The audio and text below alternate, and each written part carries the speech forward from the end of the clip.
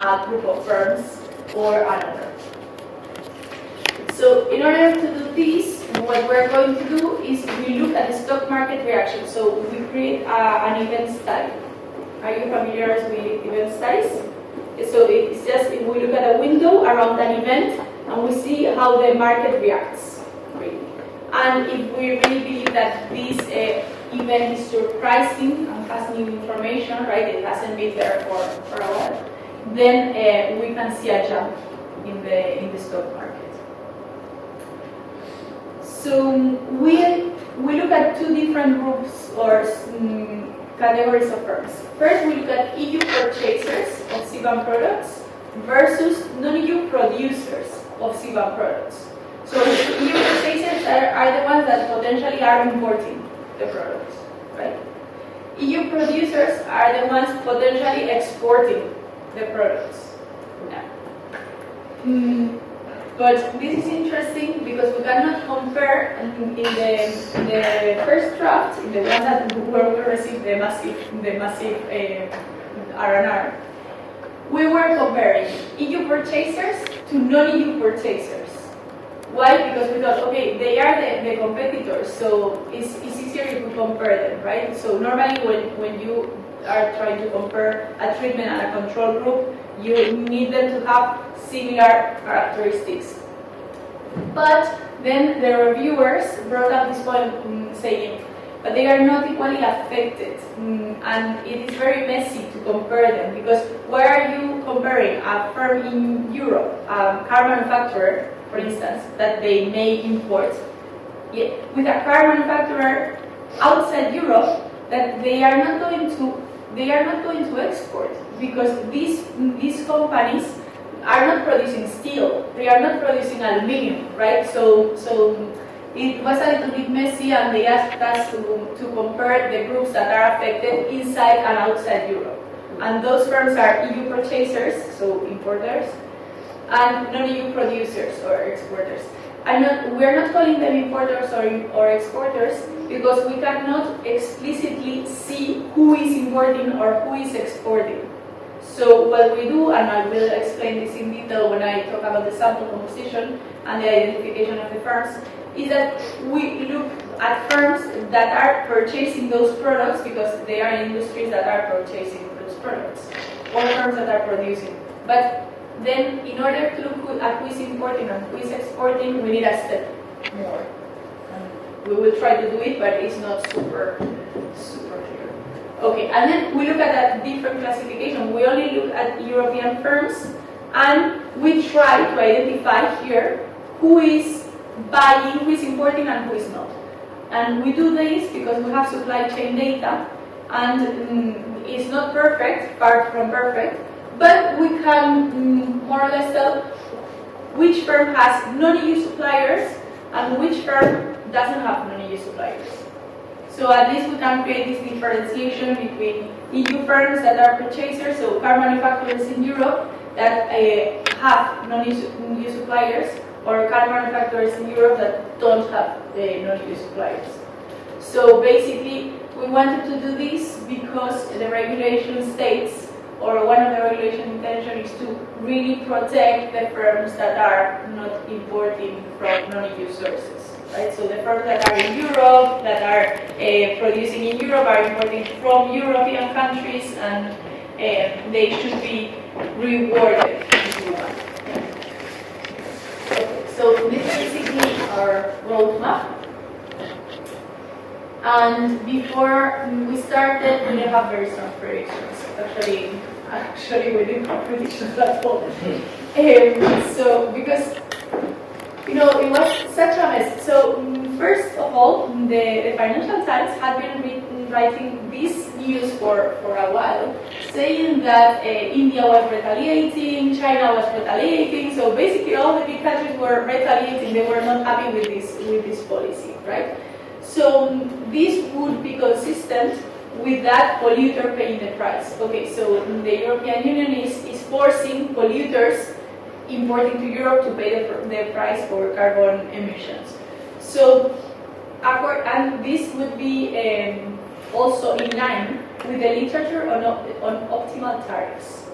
So what the literature on tariffs says is that a country sets a tariff if they have the bargaining power, if they have the market power to really dominate the market and not to be affected by that tax. Otherwise, the tariff is drowning you, right? So the literature on optimal tariff says that countries choose to put tariffs only when they have the market power to at least not to suffer so much, right? States. Exactly, that's what the state is doing, unfortunately. What we are doing. Yeah. Okay, so if this is the case, then we could expect to find a negative strong effect for non-EU firms. Yeah. However, this is not a case of traditional tariff, because the EU is choosing the sectors not according to their market power, but according to how much they are polluting. And maybe they are not in line. I mean, maybe the heavily polluting sectors are not the ones that have strong market power in the world, right? So we can start seeing some difference there from traditional tariffs. And we have to bear in mind that each jurisdiction has power over their citizens, over their firms. So the EU has jurisdiction over EU firms. So what does it mean? That even if you are trying to make non-EU firms pay, the system that you have created means that EU firms are going to be responsible at the end of the day. So they are the ones that have to disclose, they are the ones that have to pay.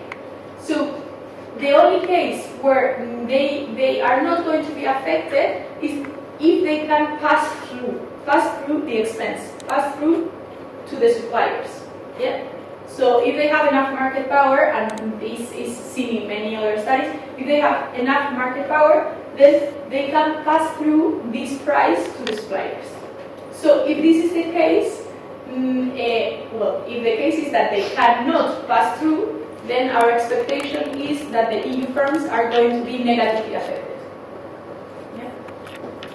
And then another possibility that we have to take into account is that there is no effect.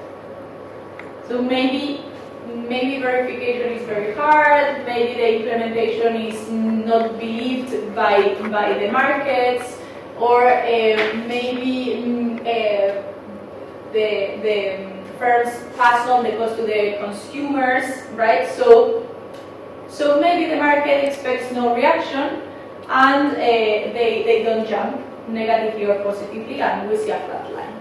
So that is another prediction, right? That maybe there is no effect. Okay. So I'm going to very shortly tell you what we find. So this is like kind of the spoiler slide that every paper has, right?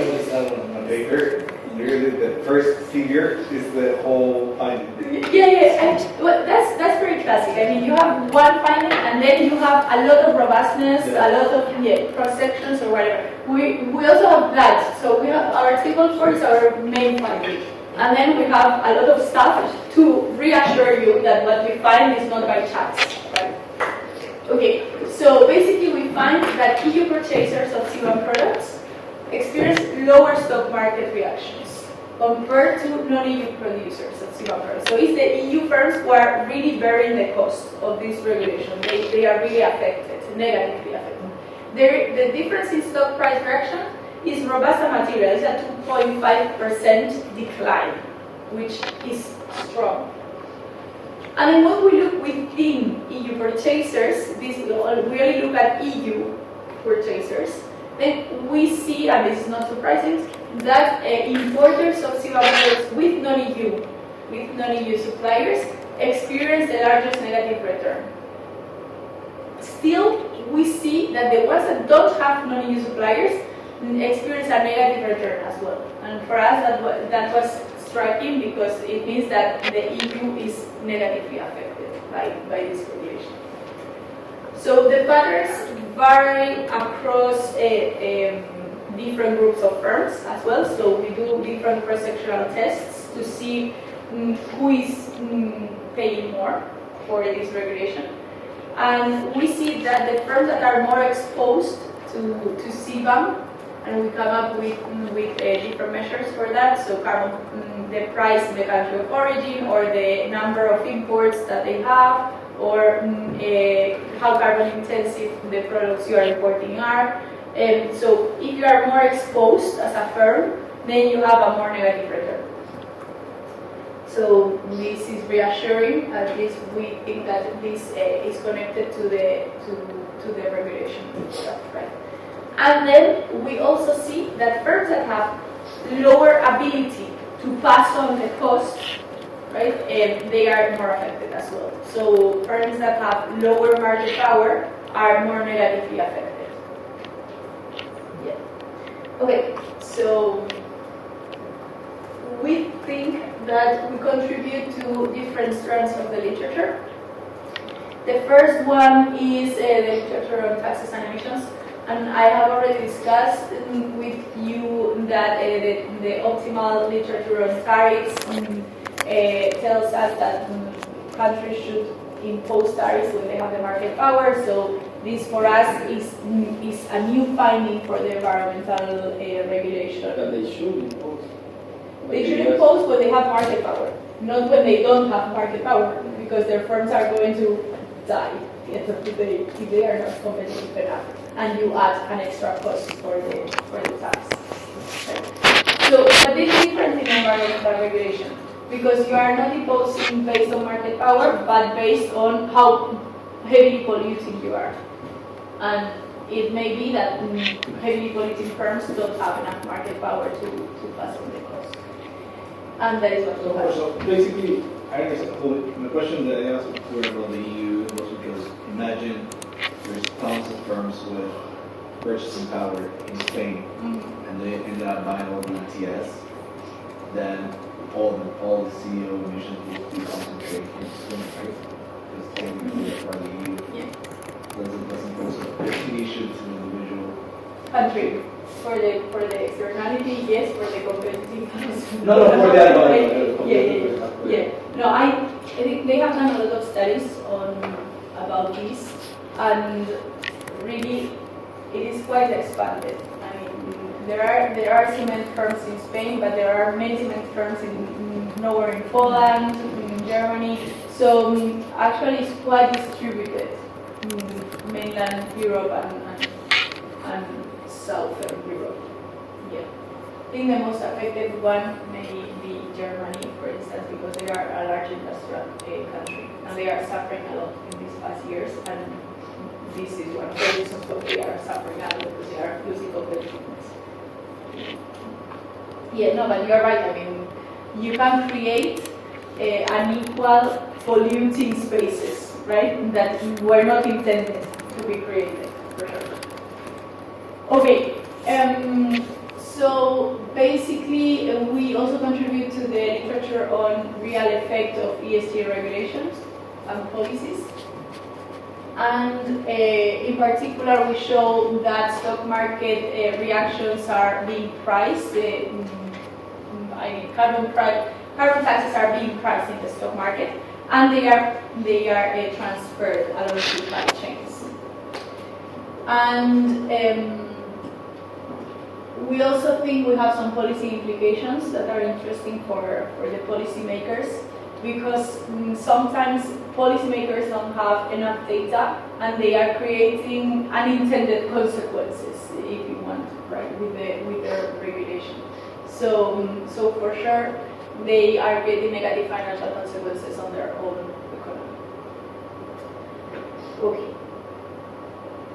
So how do we do this? So this is an event study. An event study is very simple, but you really need to identify two elements very sharply. The first one is the event, right? So the event must be unconfounded material. Unconfounded means that there shouldn't be any events happening at the same time. Otherwise, you are not able to tell me if this is coming from your event or from the alternative event, right? So unconfounded. And material means that it has some news that are new, right? News that are news, if you want, right? Why? Because if the news are not surprising, if the news are not material enough, then why should I believe that the market is reacting? Right. So unconfounded and material. That is the two characteristics of the event study. So first you need to select the event, and second you need to select the affected companies. So I'm going to talk about the event for a while now. So we went through the three institutions that create the legislation in the European Union: the European Commission, the European Parliament, and the Council of the European Union. So those are the three institutions that can issue reports or can issue news and create regulation. So we went through all these three institutions, through all their news reports, and we came up with 12 events that are related to the legislative process of the CBAM. And those are the 12 events, okay? Starting from the 16th July 2019, when President Ursula von der Leyen is elected as President of the European Union, and in her speech, she discusses that they want to create this whole set of sustainable regulation, including a carbon tax. And that's all she says, but that is related to our study, right? And ending up with the voting in 18th April 2023, where CBAM was voted in plenary, and there is no uncertainty. I mean, you know the text, you know the regulation, you know the specifics, and then you vote for or against, and it's closed, right? So those are the 12 events that we understood were relevant for the study. However, then we start analyzing each event one by one to see if they are unconfounded or material. And we have to exclude CBAM events with immaterial impact. Why? Because I tell you that Ursula von der Leyen is elected, and she mentioned that one day they want to create a carbon tax. We think that this is not news enough for the market to pick up, like, okay, what is this carbon tax going to involve? Who is going to be affected? When is this carbon tax going to be implemented? So, no idea. This was not material enough. So, and then there were other days that we thought that so there is no additional information in the market.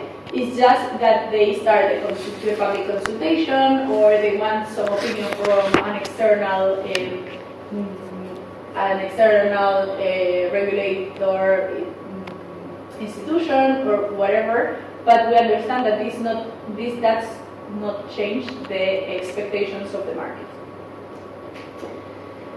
And then we exclude dates with confounding events, and there are 3 days here. So the first one is 11 December 2019. This date is when the European Green Deal is released. I don't know if you are familiar with the Green Deal. The Green Deal is a whole package with many different measures that the EU released, and this includes the CBAM. But it includes like 50 other regulations. So how are we going to distinguish if the negative effect in the market is coming from the CBAM or is coming from another package from the Green Deal? So it's confounded. Then 4th March 2020, this event actually was very confounded because of COVID. So apparently that week for the EU markets, it was like a black week. They got like percents. It was something crazy. I mean, we were looking at the results, and they had very negative stock market returns that week because of COVID. And then we had to exclude the 13th December 2022 because the US announced decrease in 50 basis points, something like that, on interest rate, and it was surprising for the markets. And the European Central Bank also announced some interest rate adjustment that it was also surprising. So, and these announcements are proved to be significant for the stock market reactions, right? So we exclude those three. So at the end of the day, we ended with three events. 14 July 2021, when the European Commission adopts the CBAM proposal. The 22nd June 2022, when the European Union Parliament adopts the proposal. And we had to be very clear, also in response to one of the reviewers, we had to be very clear of what was new the 22nd June, right? So it is not just the same text that is approved by the Parliament, but they included some new stuff. So they increased the scope of the regulation. So before, in the text that was approved by the Commission on July 2021, only Scope 1 emissions were covered. But in June 2022, it was Scope 1 and Scope 2 emissions. And also new products were included in this regulation, and very importantly, the sanctions were approved, and the sanctions were tough, right? So we expected the market to react to those things. And then the third one was the voting, because we thought that it really, even if there is not a lot of news that day, it reduces the uncertainty of the market, and we do some tests to prove that. So basically, we select those 3 days, the green arrows. So at the beginning, we were super strict with this selection. So our main findings are going to be around those 3 event dates. But later, for robustness, we are able to include all of them and see that there is no different implications coming up from adding all of them, right? So because our main concern after doing all the work and having results was, what if we include the other dates and there is a reversal? So basically, okay, those days were negative, but then the other days were positive. So at the end of the day, it's a zero reaction, and we cannot say it's a negative reaction, right? So we have to be really careful with the interpretation. So we did a lot of tests later on, including the confounded, the immaterial, all of them together. So whatever you can do to convince that what you find is strong, right? It's not just because of those dates, because those dates is from our picking. I mean, we were the ones choosing the dates. So it is important to prove that it is not because you chose the ones that you knew, were negative. Yeah. When you add all of them, you add them like all of them, or you like test the interaction between 2 events, this event and this event? I mean, I can show you. It is a table at the end of the paper. I can show you. But we have one test adding all of them. All of them. So the aggregated return across the 12 events. Okay. And then we have another test aggregating the confounded, aggregating the immaterial, aggregating the selected plus confounded. We also did it one by one. But it was just too confusing, and some of them were negative and significant, and why don't you pick them? Well, because, as a researcher, you have to make decisions before knowing the results, right? You are not just choosing whatever is giving you great results. Yeah, I was gonna actually, that was kind of a question, because I was like, okay, and this probably like unethical, right? But like, you have one, you think actually before sending the paper to the referees, right? And you say, okay, this event might create confusion, I take him out.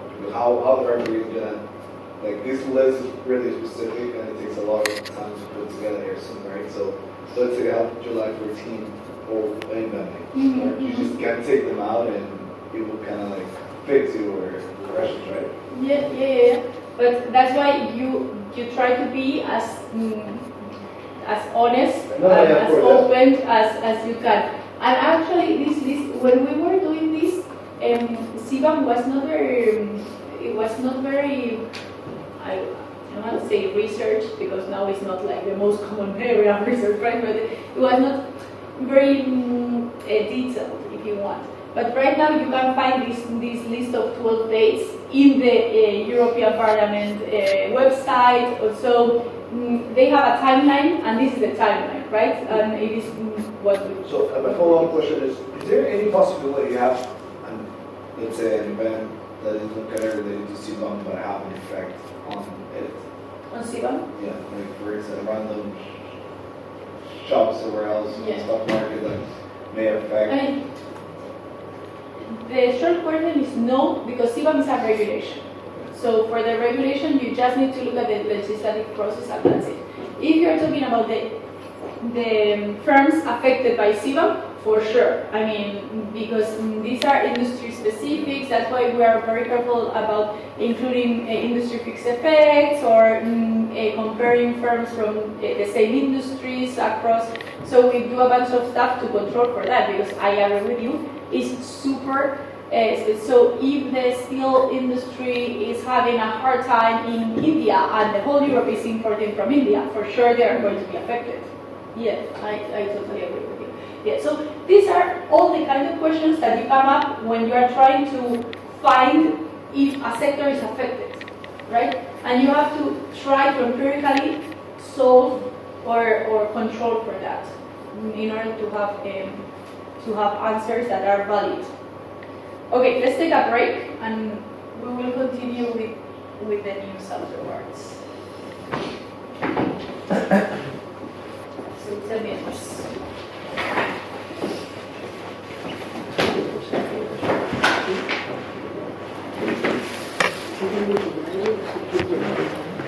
Y si ahora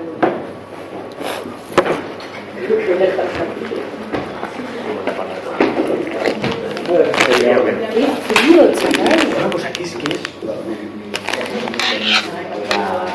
¿La mía pregunta o Natalia? La cosa, esta empresa fascista que toca aquí. Sí.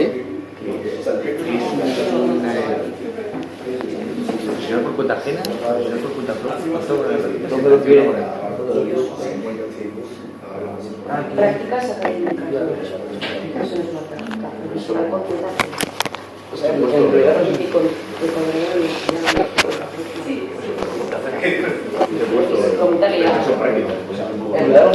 Pregúntale a... Pero yo creo que lo que añade como experiencia profesional. A ver, esto es una beca, significa que... O sea, pero más que experiencia profesional, pero más que experiencia profesional, Bien, de todo. Aplicada a todo, joder. A ver, justo me tiene que tener eso. Que no toca añadir. No toca añadirlo.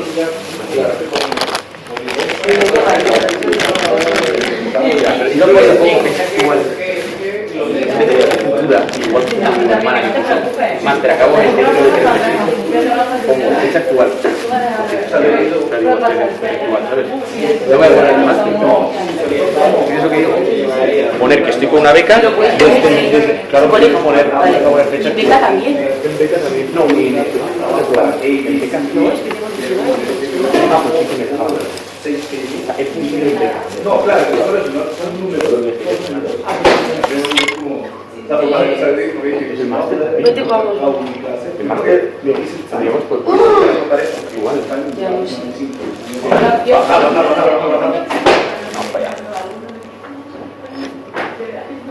No lo sé, no lo sé.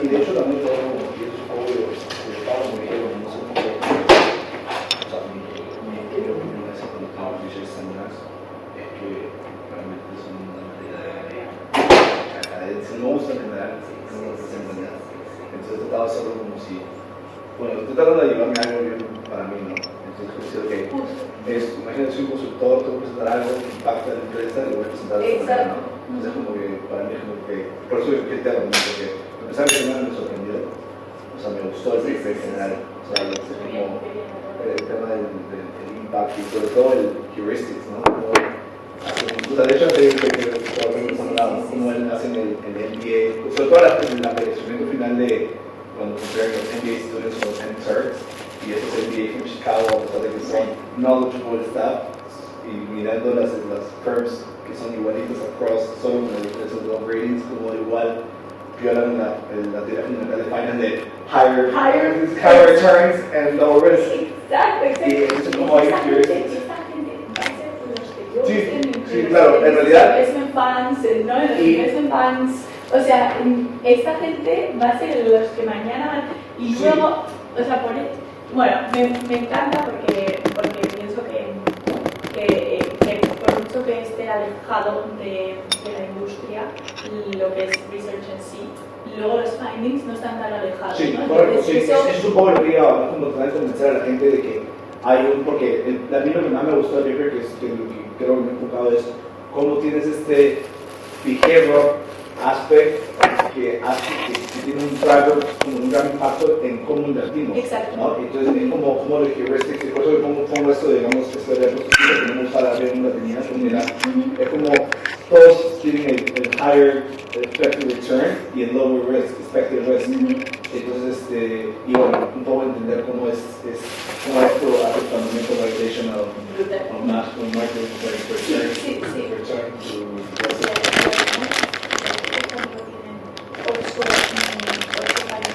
Insights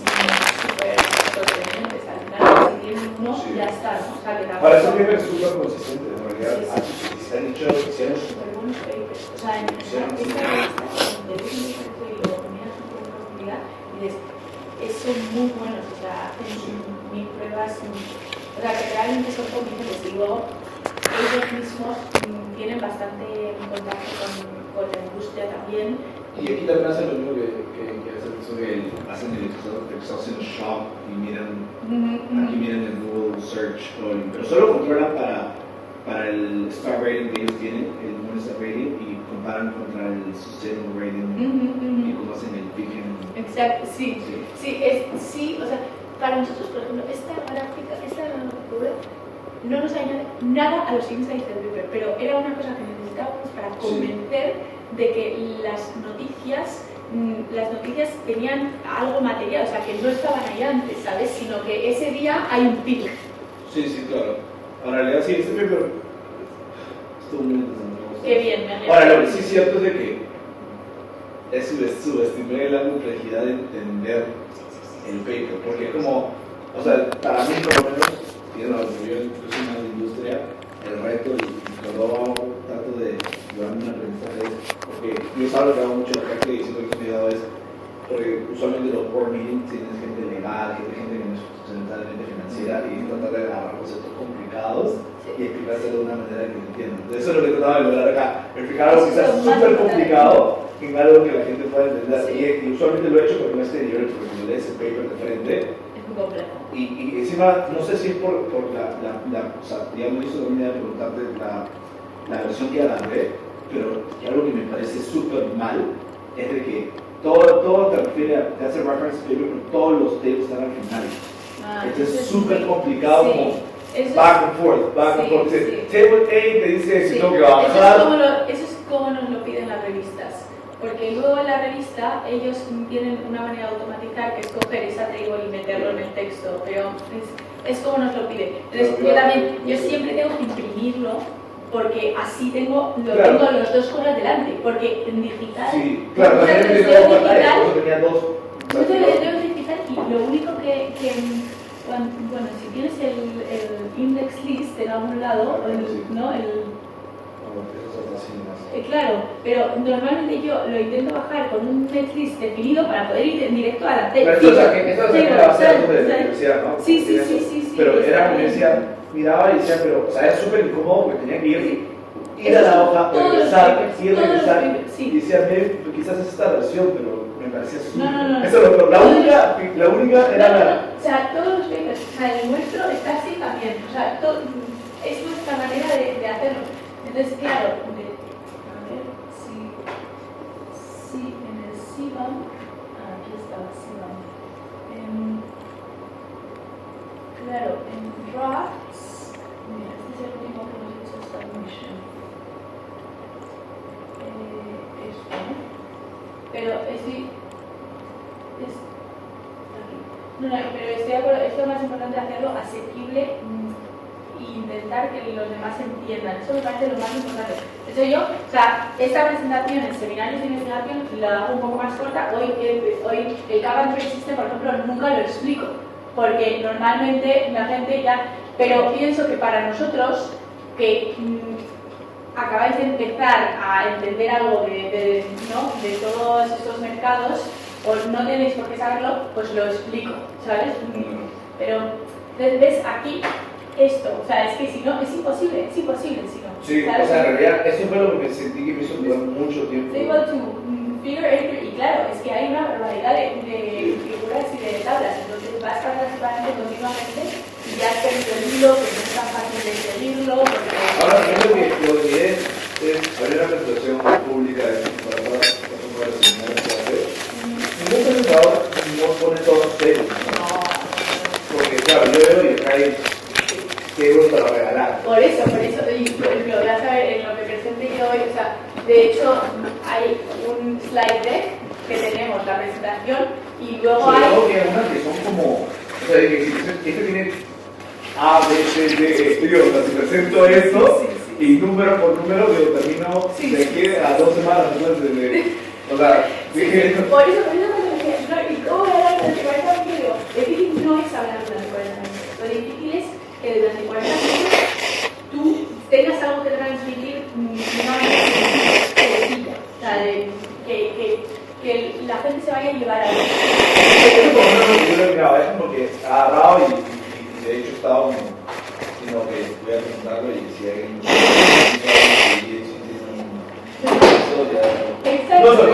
the databases here in the university. So basically, in Factiva you can find all the news from relevant news providers and institutions, right? So if you look for, I don't know, well, we were looking for CBAP, right? So we were looking for different terms. So the black line is when we look for CBAM. The dotted line or that short line is carbon border adjustment mechanism, so the whole term. And then we did the same thing for a more general definition that was Europe carbon border tax. So basically, what are we doing here? We are looking for these terms and we are downloading the number of news each day, right? The number of news each day. Why is this important? Because we wanted to show that those days picked up relevant news dates, right? So on those days there were news about CBAM. So because one of the potential criticisms that people can make us is, okay, I believe the story, the relevance of CBAM, but how are you going to tell me that the market, the investors were aware of this, right? That the news were picking up this, or this is so technical that no one was aware, right? So we are showing that on those days it was all over the news. Yeah, so the newspapers were publishing these, so if you are an informed investor, you are going to pick it up because it's all over the news. And then you tell me, yeah, but this is just a too long time series, so we zoomed in. So these are our event dates, and we're zooming in from the event date to -10 to +10. Yeah? And we can see that there is a peak of news coming up in the event date, and then it persists the day after, 2 days after, but then it decreases again. So this means that on the 14th July 2021, there were a lot of news articles talking about CBAM. Then the following day, there were even more articles talking about CBAM. 2 days after, there were still a considerable amount of articles about CBAM, but then 3 days after, it was enough, right? The Financial Times is not going to publish about CBAM 3 days after it happened. It's going to publish the day it happens, maybe the day after, if they have some interviews or whatever, yeah? So this is just to show that there was enough media attention. So the investors were informed. The Factiva. So you can find all the news, and actually you can also, so then one of the reviewers asked us to do some textual analysis on the news to show whether there was uncertainty around those days, the uncertainty level decreased. So we downloaded the whole thing in a PDF, so imagine like thousands of news, one after the other in PDFs, and then you do a textual analysis. Yeah. Okay. So I told you that we need two elements. The first one is the event dates, and the second one is the affected firms.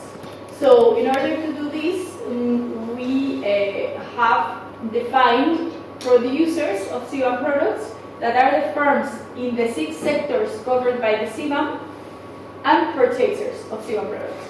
And these firms are not only in these 6 sectors, they are in these 6 sectors and others. Why? Well, why others? I think it's easy because the firms that are buying products from CBAM producers may not be in the same sector. But why in the same sector? Because the steel companies apparently are the ones buying more steel. The aluminum companies are the ones buying more aluminum. So the purchasers of CBAM products include the producers of CBAM products and others, right? Like, let's say, two examples. So the producers of CBAM products only have aluminum firms, the purchasers have aluminum firms, and firms producing kitchen, I don't know, kitchen, whatever you want, washing machines that have aluminum. Yeah? Okay.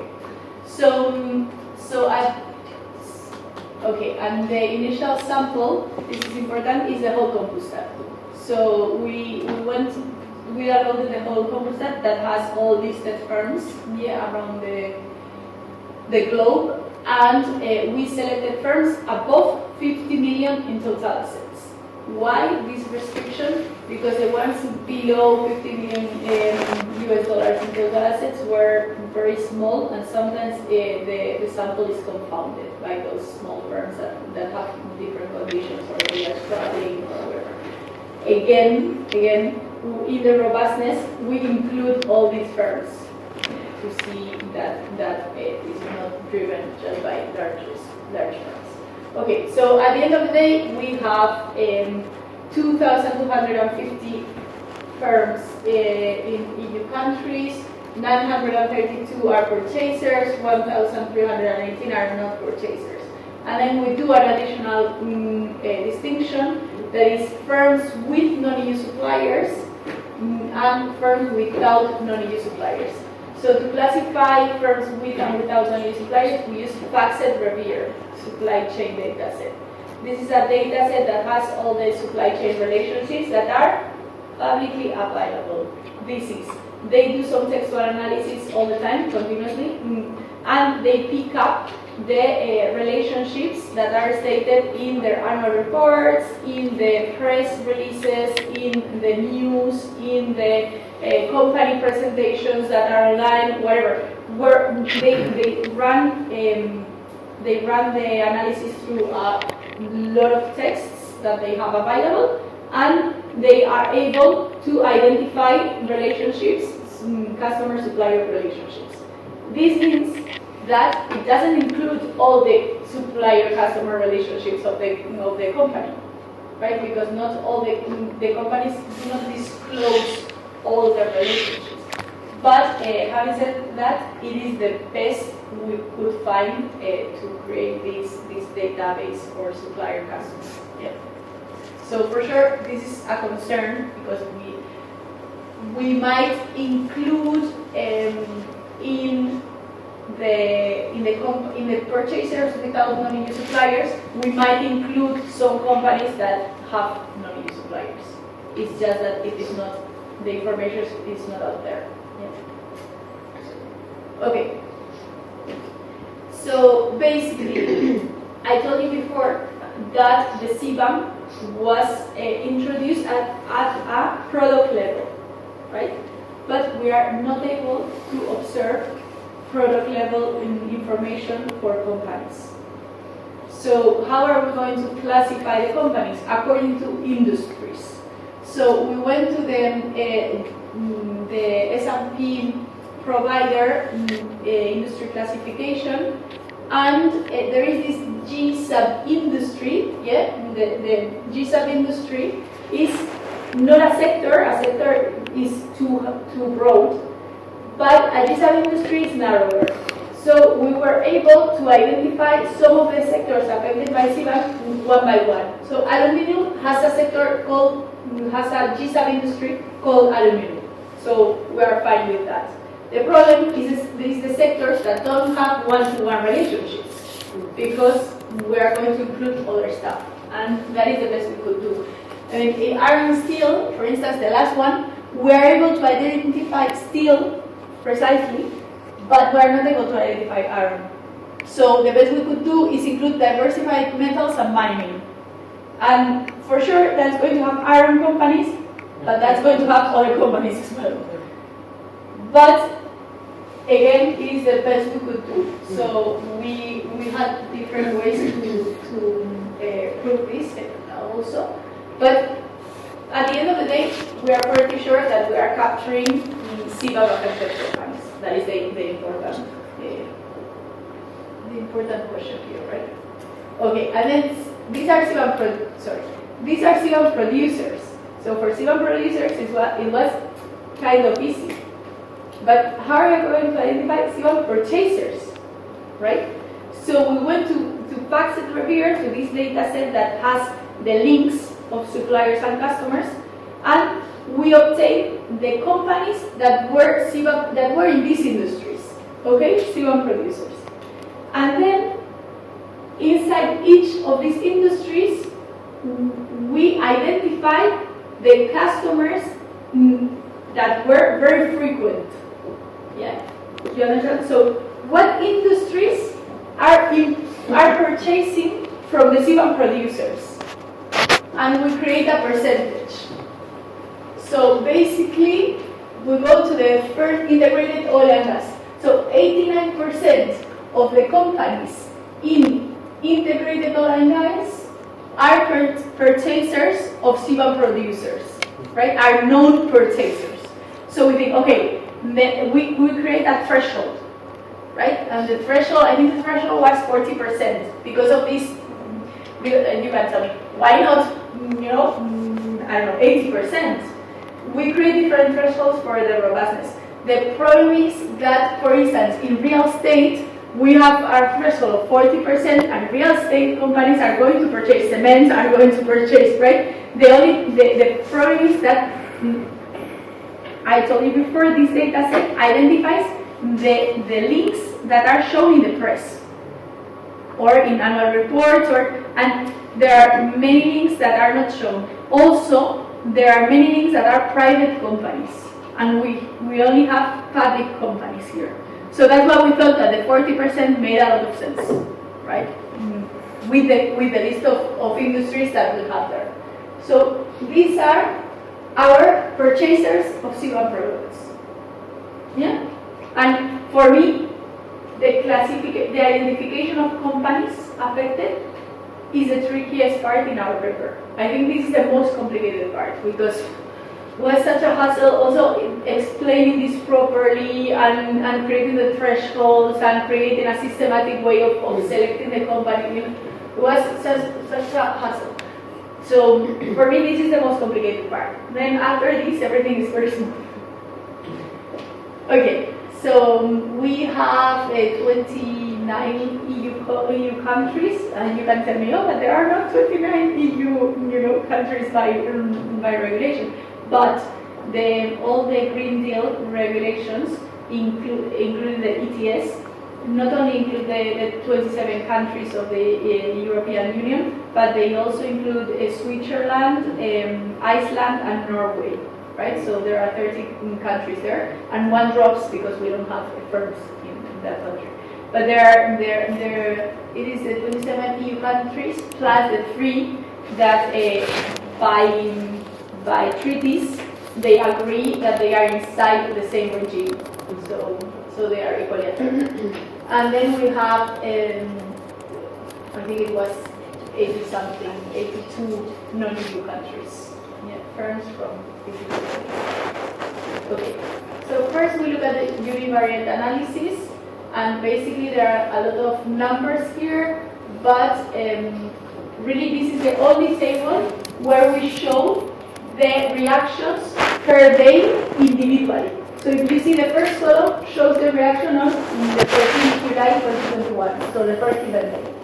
The second, the June 22, 2022. Third, the third selected event, 18th April 2023. And then we aggregate, yeah? Because it is common in this type of event studies to show that the reaction is the aggregated reaction across the events. Because as they are incorporating new information, then the market reacts again, and you can aggregate that reaction as an overall reaction for this regulation. Yeah? So from now on, I'm just going to show the aggregated. Yeah, this is the only table where we show the individual reactions. Okay, so when we look at the individual reactions, you can see that the EU purchasers always react negatively. Yeah, they always have a negative reaction. However, the non-EU producers react positively in the first 2 days, and the third one they react negatively. But when we add this up, it's around 0. Yeah, so it's not consistent, the reaction, and when we add it up, it's almost 0. Also when we add the other events. So, okay, and then when we separate the EU purchasers with versus without non-EU suppliers in panel B, yeah, we can see the first line is EU purchasers with non-EU suppliers.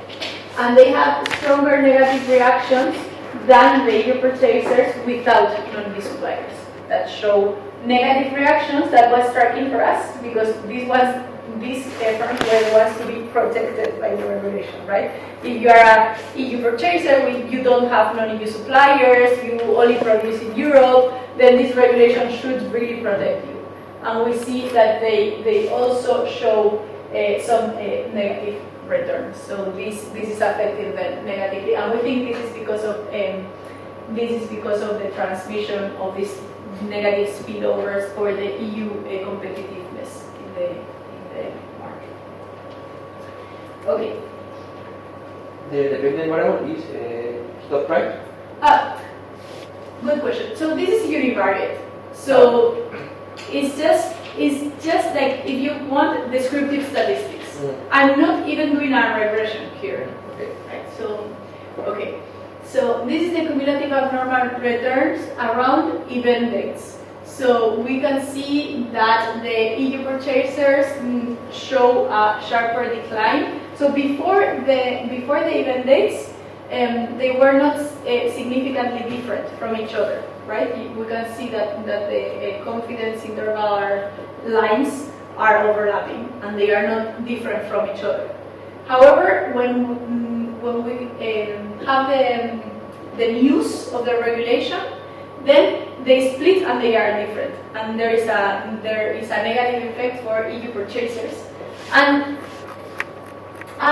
we were worried that they cross, right? Because the non-EU is declining as well.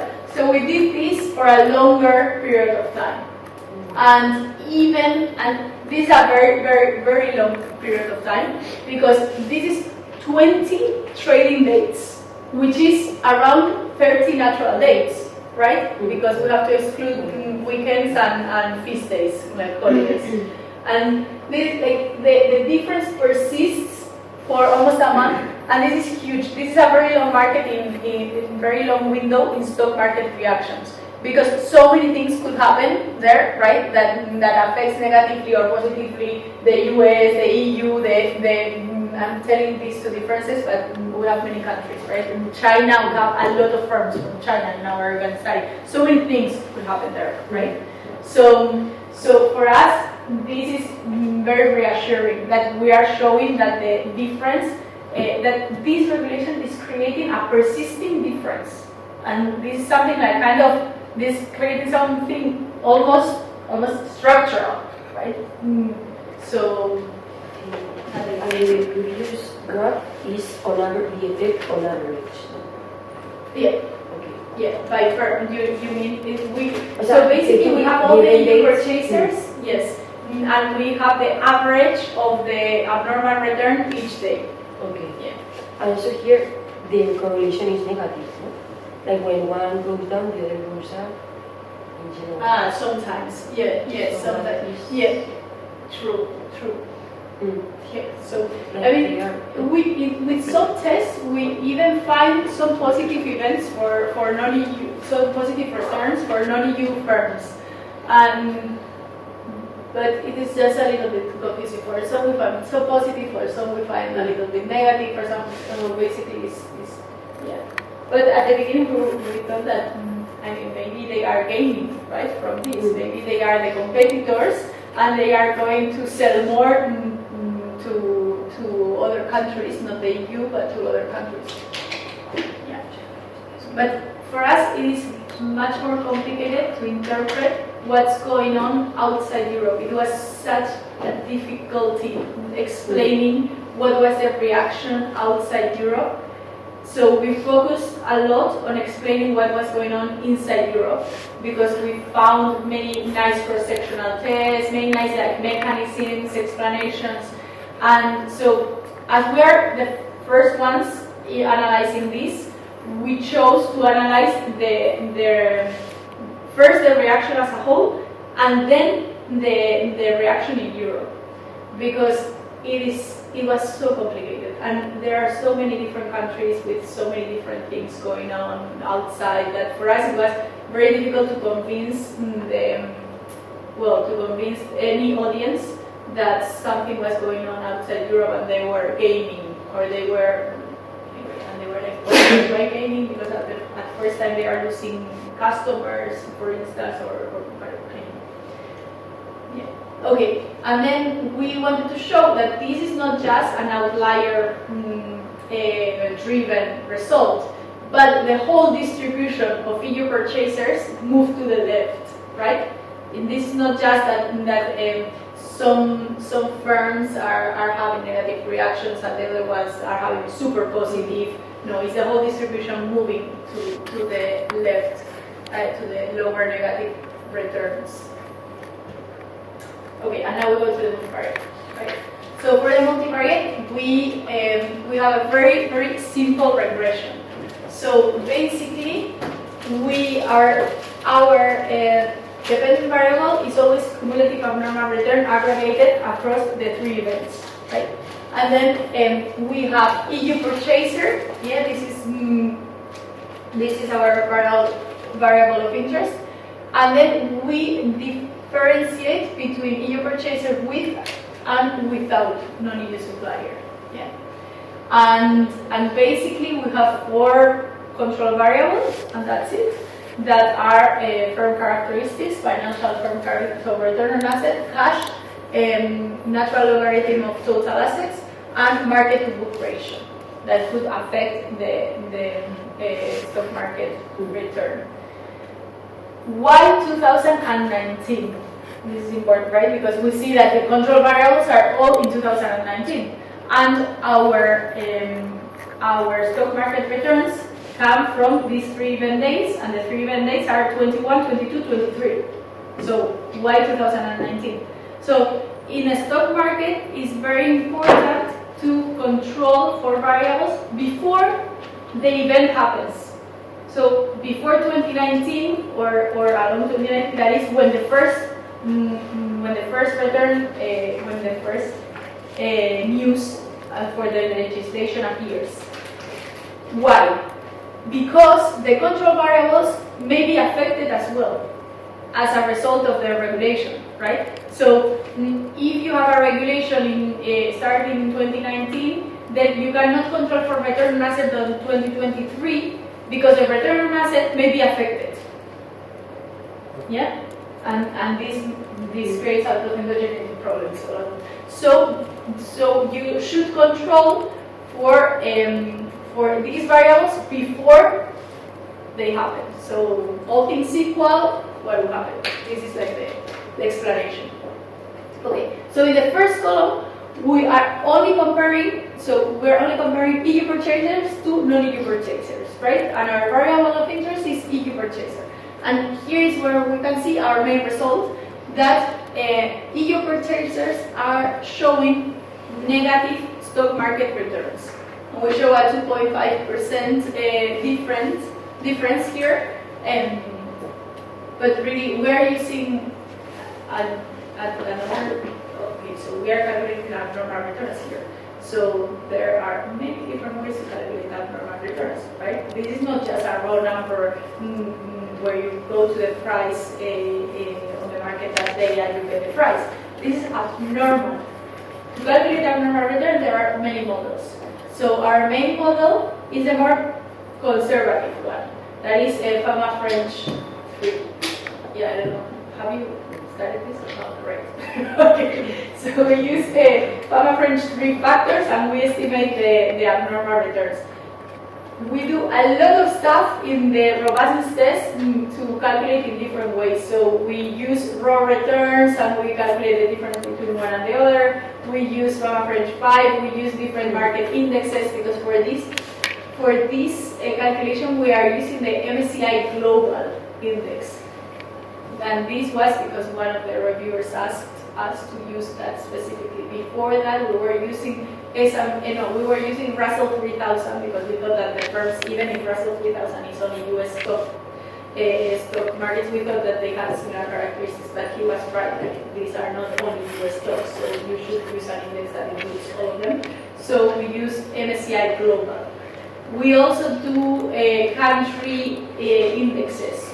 So we download the prices for the index country by country, and we do that. We do many different things. So I wouldn't let my left hand being cut by the 2.5%, right? Because that's a number that is given by this specific estimation of the model. But in all the models, we show that there is a negative market return for EU firms from 2 to 3.5 to 4, depending on the model, right? So this is quite conservative. Okay, and then when we calculate this difference, so we test the control group is again, if you want to call it control, is again the global sample of firms, so non-EU. But then we differentiate between EU purchaser with non-EU supplier and EU purchaser without non-EU suppliers. And we see that EU purchases with non-EU suppliers show a more negative return. And we test for the difference, so if you see here A0, beta 1 minus beta 2 equals 0, right? You see this line there. Sorry, the clicker is there today, but it's not working. So we see the 1.7% difference. You see? Okay. So column 1, column 2, these are our main results. From now on, we are only going to try to convince you that this is not by chance, or that we are not picking the firms, the dates, I don't know, that the EU market is having a negative return by construction, right? That this is coming from the regulation. So that's what we're going to do from now on. So that's what we do in columns 3 to 8.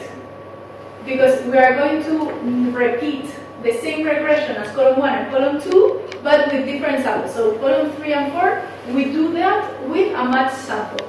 So basically we match 1-to-1 each of the EU firm to a non-EU firm that is in the same industry and has similar characteristics. Yeah. Then in column 5 and column 6 we use value-weighted returns. This apparently is something that they do a lot in the finance literature. That is, you don't give an equal weight to all the firms, but you give a higher weight to the firms that are larger, lower weight to the firms that are low, so value-weighted returns. And then columns 7 and 8, and this for me is super relevant, is we use the same group of EU firms, but the non-EU firms, we only choose the ones that we know that have EU customers, right? The ones that are importing, so the ones that are affected, if you want. But actually the difference is even higher, so 2.8. And this is why we had difficulties explaining, right? Like why are the ones that actually have imports showing a more positive returns than the ones that don't have imports? You know, it's not a huge difference, but it is, anyway. So we went away from that discussion because it was too complicated and we already had enough material to focus on in the paper. And we chose to identify only the EU purchases. Let me sense. Okay.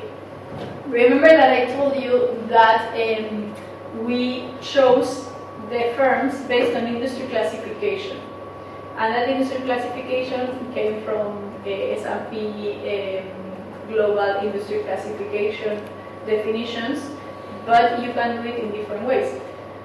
So I don't know if you know input-output tables. Someone familiarized with the input-output tables is a very cool data set. Super complicated. So you have a matrix basically, and you have each industry from each country, and imagine you have that in this is a cell, right, in a row, and then each column is each industry and each country in the world, and what is the relation? So what is the input for this industry from this specific industry and country, right? So you have this macro data, basically, right? So you have this for every year for all the industries and countries in the world, basically, right? So we decided we could use that to create an alternative definition of industry and based on real macro input-output data. So basically, what is the electricity industry in Spain inputting from non-EU sources? You can have that number, right? Because you aggregate all the non-EU inputs and you create a ratio, for instance, right? And so we did something similar. What I'm just explaining to classify the relevant industries. And the question here is, why don't you use this as your main classification instrument? The problem is that the input-output industries are very broad.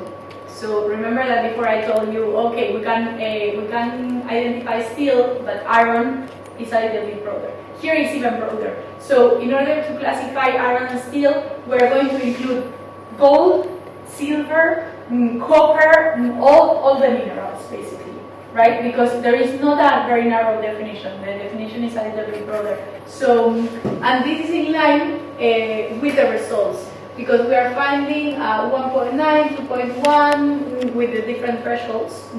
This is the same classification, but with thresholds over, so if you are importing over 50 million euros, if you are importing over 100, if you are importing over, anyway, it's just different ways of classifying this, right?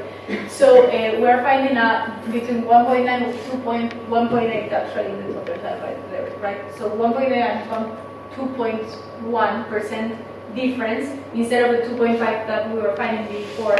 And we think that we are including many firms here that are not affected. So that's our explanation. It's a general question, but what happens if your results are not significant? Like, you don't find anything. Do you still publish the paper, or is like... That's a very good question. That's a very good question, and that's something that is very discussed in the community, because our third prediction was exactly that, right? Third prediction, no effect, right? So what if we indeed found no effect? I think it's harder to publish. But it's also a contribution, right? Because you might think Totally. flu is caused by this, but then you prove it's not. Totally, and that's something that there are some authors that they discuss a lot and they push. Actually, the Journal of Corporate Finance recently had, like 1 or 2 years ago, had a special edition that was based on non-significant results. So they published I don't know how many papers there were there. I know this because Igor Kadak and Christian Finger, two professors from Accounting and Finance at IESE, they published that paper where they had no results, right? But it is what it is, and it's still a contribution. So, yeah, so it is harder. I think it is harder for sure. Then someone else won't do the same, and because I feel like you prove that it's not significant, then the next researcher they won't focus on this, probably gonna focus on something else, and that's also helpful for that person. Totally. Yeah. No, I mean, I totally agree, but sometimes it is harder to explain why you don't find anything than explaining or showing why you find something. So I think that's the point, that it's harder to convince empirically. Okay, so this is just a reference. Okay, and then we went to the cross-sectional test, and I have to say that this cross-sectional test improved a lot after the referees' comments, because they came up with so many ideas that they pushed us a lot to find differences across firms to show why are they bearing the cost. Where was this paper published? It's not published yet, but hopefully soon, because we have resubmitted for the third time now with minor revisions. So, management science. Okay, so basically, first we focus on the cost of CBAM at country industry data. For the country industry data, we use a lot of the input-output tables that I have just explained, right? So, finally, I think it's very simple.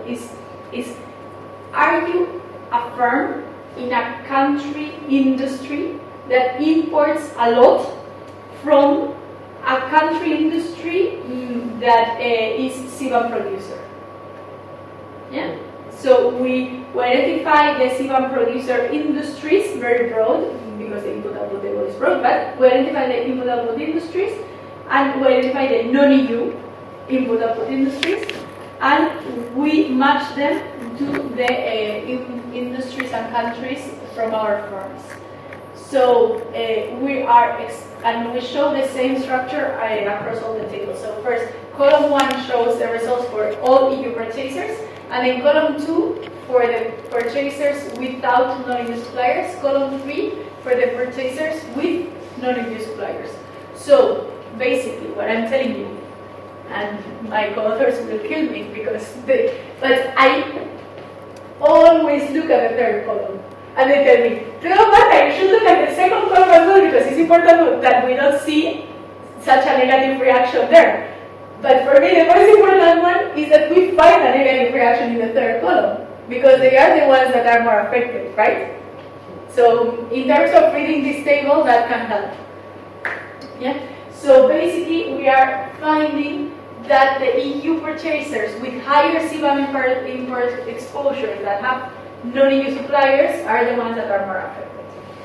Okay, what about panel B, carbon pricing? This is interesting because the regulation, actually in the text of the regulation, they explain that you are going to pay for the carbon emissions you are importing that have not been paid in the country of origin.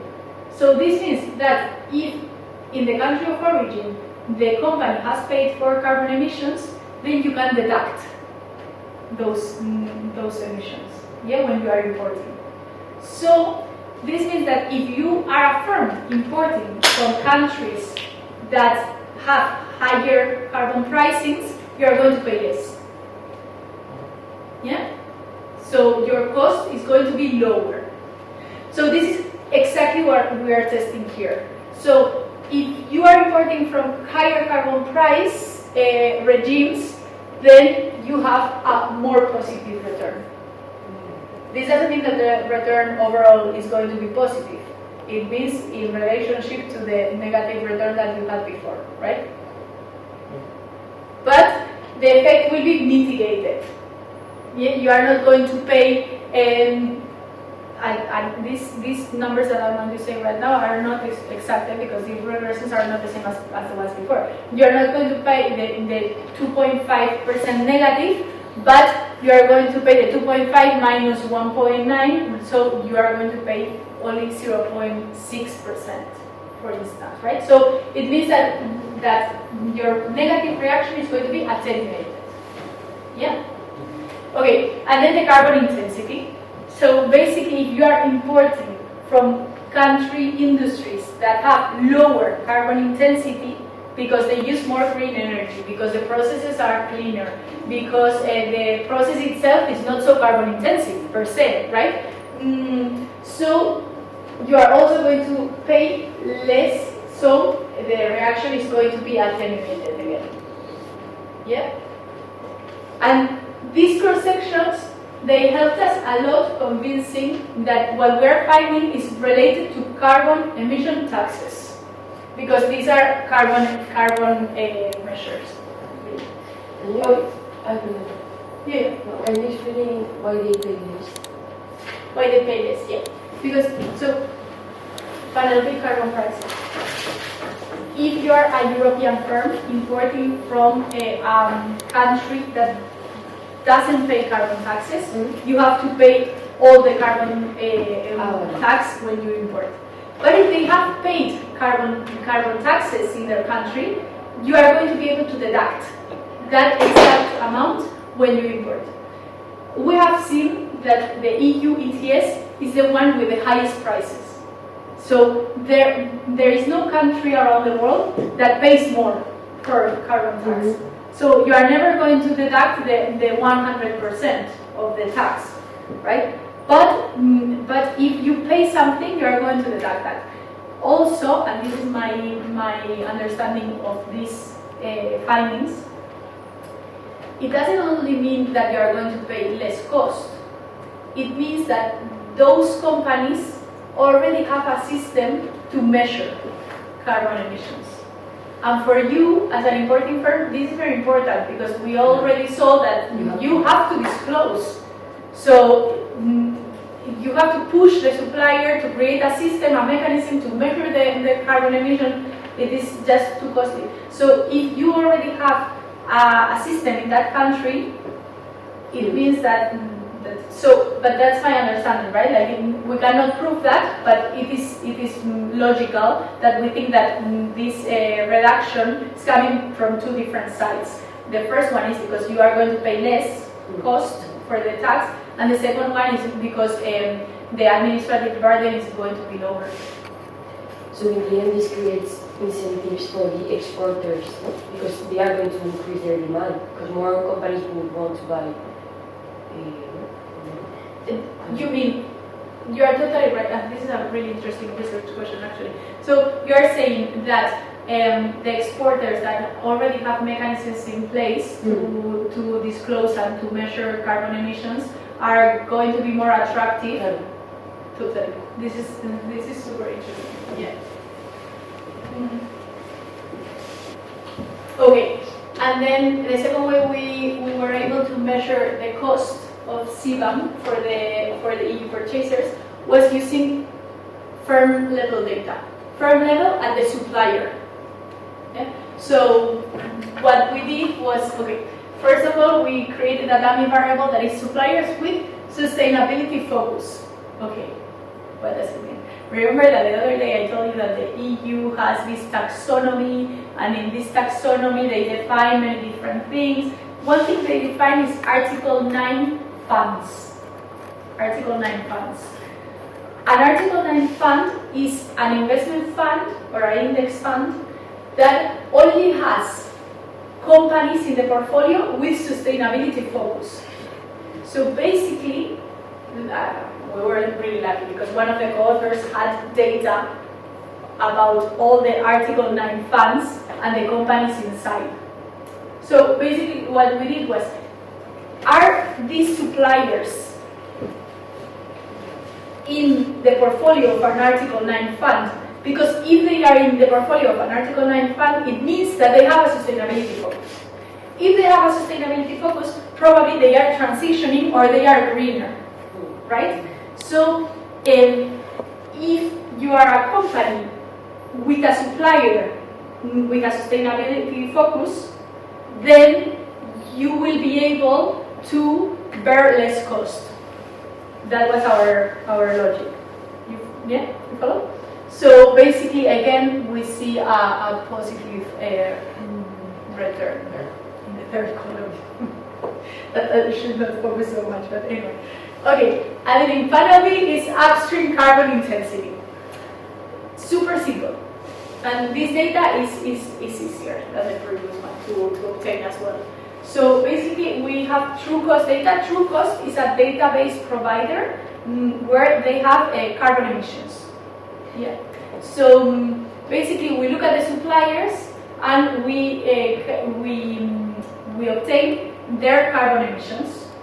So if you are a company with suppliers that have higher carbon emissions, then you're going to have a more negative return because you are importing more carbon emissions. That was our, yeah? So basically, the first two cross-sections that I have shown you, the industry level and the firm level, talk about the cost exposure. So the exposure of the firm to the CBAM regulation. And then the last one that we do is not about the exposure, it's about the ability that the firm has to pass on the cost, right? Remember that I talked about in the motivation about the market power of the firms. So we looked for this, basically. So there is a proxy in the tax literature that is looking at profit margin.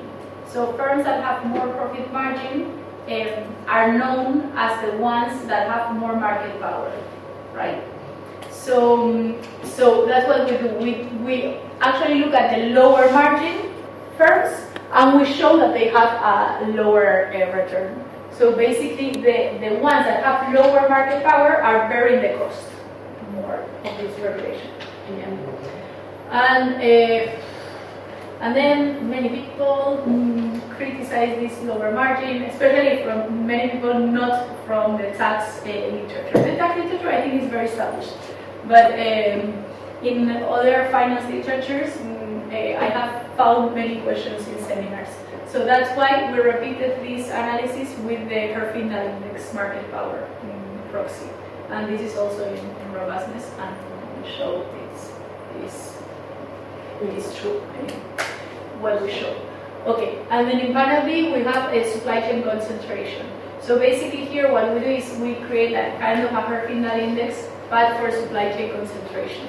This means how many suppliers are there in this specific industry. Why? Because if there are many suppliers in this specific industry, then the EU company will switch.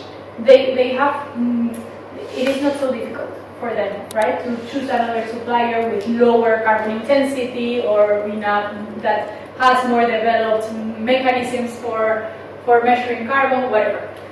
But if you're in an industry with a very concentrated supply chain, this means that you're in an industry with very few suppliers. So it is very difficult to switch from one to another. And indeed, we find that in industries with higher supplier concentration, this means fewer suppliers, the reaction is more negative. So the firms are bearing the cost more. And very interestingly, in column 2, we find no results. That for my co-authors is very, very important. No, and I agree. I mean, because imagine that we find very similar results in column 2 and column 3. Then we have a problem, right? Because our identification mechanism is not coming through the way we expect. Okay. So this is basically all in terms of results. Break, 10 minutes. And I will, 10 minutes. And I will try to finish in 20 minutes because this is really long enough. I normally or coming from the discount rate, right? So basically, is this a numerator effect or a denominator effect? And this is not super easy to disentangle, but finance people are all for this. So for sure, we had 1 or 2, I don't remember, or even the 3, I don't remember right now, but the referees were interested in this. So this was not in the previous version of the paper. but in this version we analyze whether this is coming from the cash flows or from the discount rates. How do we do that? Well, first of all, we look at the cash flow effect that we understand is beyond the tariff. Beyond the tariff. Why we are saying that this cash flow effect is beyond the tariff? Because the tariff has a cost for the importers, right? So they are going to pay for carbon, and before they weren't paying for that. So that is a cost for sure. But what we look at is the earnings per share forecast. 12 months ahead. 12 months ahead earnings per share forecast doesn't include that particular type. So we look at the event and we look at the forecast in 1 year. Look at the forecast in 1 year. The third event is 2023. The forecast in 1 year is 2024. In 2024, companies were not supposed to pay the cost of carbon yet. So the EPS forecast shouldn't include that cost. Right? So that's why we say beyond the tariff. Beyond that cost itself, the companies are going to pay for administrative burdens, they are going to start disclosing, they need to hire a person to disclose that. So this cost that maybe they are not enough, maybe yes, but what we understand we are capturing here are those costs, not the tariff itself, but something beyond the tariff, or the preparation for the tariff, if we want to put it that way. Yeah? Okay. So we find some evidence that there is a cash flow effect beyond the tariff. Why? Because the likelihood of a EPS downgrade is slightly higher for the EU purchasers in panel A. We see that the jump is slightly larger in the second group, the EU purchasers. And in panel B, we can see a clear change downwards in EU purchasers in the EPS forecast, right? So on average, the analysts are forecasting lower earnings per share for the EU purchasers after the event, right? So this was our way to I wouldn't say give an answer because that's too much, but to try, right, to give a step forward in that respect. So this is what we did for the cash flow effect. And for the discount rate effect, we looked at implied volatility. So the implied volatility is how uncertain the market is, right? And we looked at this around the event.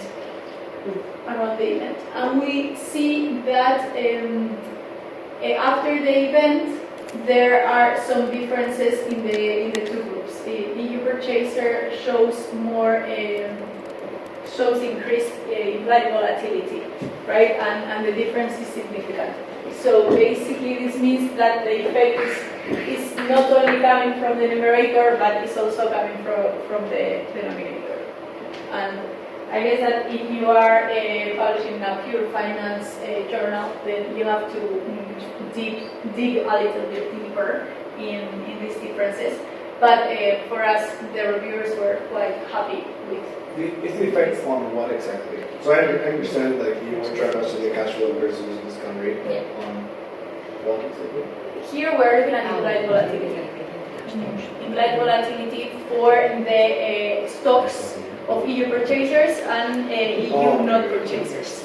So we see that the EU not purchasers are the ones that are in industry that are not importing those products, and the implied volatility is not changing that much, right? Like around the event, actually there is a flat line. But for the EU purchaser, we see that there is a slight increase and the groups separate. That was our way to say, okay, we can see that maybe there is an effect also coming from the discount rate. It's not only from the cash flows. Okay, and then it is very important to consider alternative explanations, and we have one alternative explanation that was very important to consider. That is that at the same time that the CBAM is introducing a tax on imports, they are eliminating the free allowances Remember that I told you before that the companies have permits that are given to them for free by the institutions. So they are eliminating the free allowances for the companies gradually as they introduce the carbon tax. So you could tell me, Marta, this changes the story completely. Because if the free allowances are being phased out, then the negative return could come from the elimination of the free allowances and not from the tax itself. So basically, we created two measures. The first one is high free emissions. So we went to the ETS data and we obtained the amount of free allowances of each firm relative to the total ETS emissions that they had in 2019. Right, so this means if all the effect was coming from the free allowances, then these high free emissions should load up negatively and significantly, right? Because the effect was coming from here. So basically, when we introduce this variable alone, it is negative and significant at the 10% level. But then in columns 3 and 4 that we introduce the lower ETS coverage, I will talk about that in a second. And more importantly, in column 4, when we introduce the lower margin and the higher CBAM import exposure, remember the two perceptions effect from before, then the negative coefficient from the higher free emission is still negative but not significant. But what is very, very important is the lower margin and the higher CBAM import exposure, that they still load up negatively and significant. So this means that it is the firms with lower ability to pass on the cost and the ones that are more exposed to CBAM that are going to be negatively affected and not the ones that have high free emissions. I mean, that makes sense. Yeah? I mean, That makes sense? yeah. Right, thank you. Yeah, we thought that too, but it could be that the effect was coming from the higher free emissions and we had a super negative coefficient and nothing's hold up. So, I mean, we should acknowledge that as well. So, and then the lower ETS coverage, and this, at the beginning we talked about it as carbon leakage proxy, but it is not exactly a carbon leakage proxy because we cannot explicitly see all the emissions inside and outside. So basically, it is a percentage of how much production you have in the EU, more or less, because it is the total ETS emissions. ETS means EU emission trading system, right? So the emissions you are producing inside Europe. So total ETS emission, and then we in the denominator we include the total scope 1 and 2 emissions of the firm. So this means the total emissions of the firm. These emissions are both inside Europe and outside Europe. So this means how much relevance you have inside. So basically, we show that the ones that have more inside European emissions show a positive coefficient. So, I mean, nothing to worry about there. Because our worry was that they were the more. They showed a negative effect because they were more exposed inside Europe and they didn't do carbon leakage. So our worry was that the effect was coming from carbon leakage. Okay, and then this is totally something, you know, sometimes the referees come up with these ideas that you think, okay, I will do whatever you ask me, but I don't think that geopolitical risk is driving the result, right? Or I don't think that economic policy uncertainty is driving the result. But, okay, I do whatever you ask me. So basically the important thing here is that when you add the controls, when you add geopolitical risk or EPU, the first coefficient, the EU purchaser, still remains negative and significant. That's the key point. Yeah. A question. So, and this is just on the referee's feedback. Let's say they give you something that you really are opposed to. Can you just reject that and be like, hey, I really have strong opinion against these recommendations. This is why, and then we'll take it, or just like do what I'm saying. You can definitely do that. Not all of them will take it positively, so perhaps is the reason for your rejection. No, but I think that if you have your arguments and you say it and you explain it politely, and very importantly, the editor agrees, I think the editor has a strong role to play there. Okay, so basically this is it in terms of main results. Then with a lot of promises, I think the most important one is the placebo test.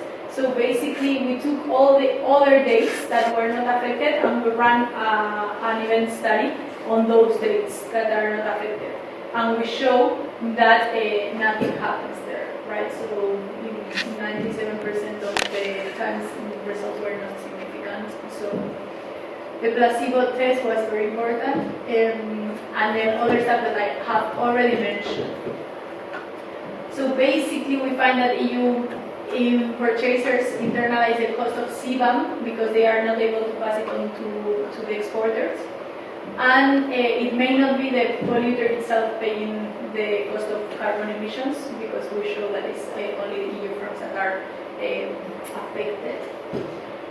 And very importantly, policymakers' actions may have unintended consequences when they impose these sustainability regulations, so they need to carefully think about the financial effect of the regulations they are imposing. And that's it. That's it for the paper. So I will show you, like in 5 minutes, the referee reports so that you have a sense of how they look like, and that's it. I mean, we're not going to go through the comments because they are super long, but I think it's interesting. Okay, so basically,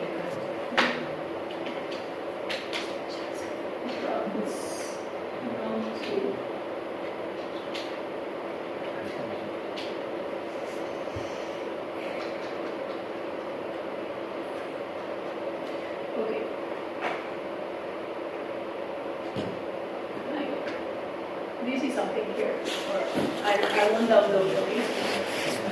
Okay, so this is the first referee report. There are 3, okay, so we have 3 referees. In different journals, you have different number of referees.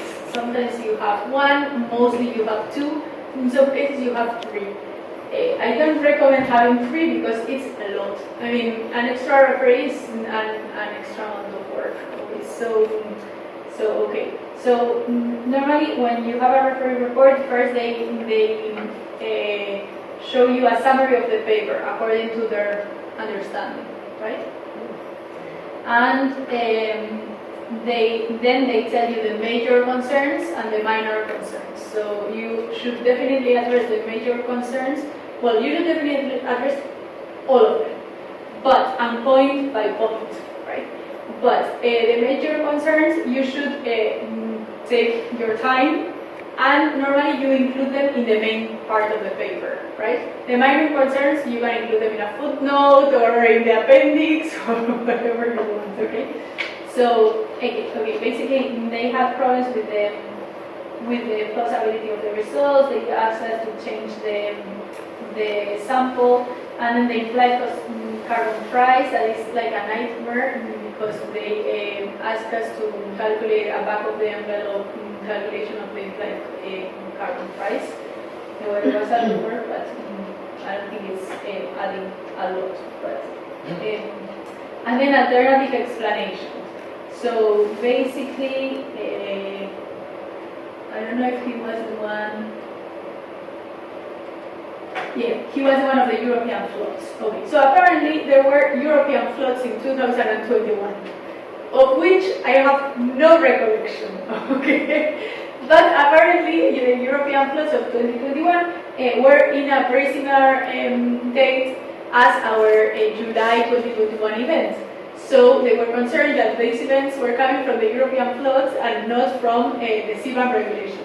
Anyway, so what we did was to get the sample of European countries affected by the European floods and compare that sample with the ones not affected by the European floods. and it was not significant, the difference. So that was it. But he was concerned for this. And the clarity of the mechanisms. And here on the mechanisms, they helped us a lot. Because before, so what I have shown you for the cross-sectionals, before we only had a margin, so market power, with the Herfindahl index in the appendix, but market power, lower margin, and what else do we have? I think we had another one, but it was not, we didn't have any variable for exposure, for instance. And now in the cross-sectionals, we have a lot of variables for the exposure.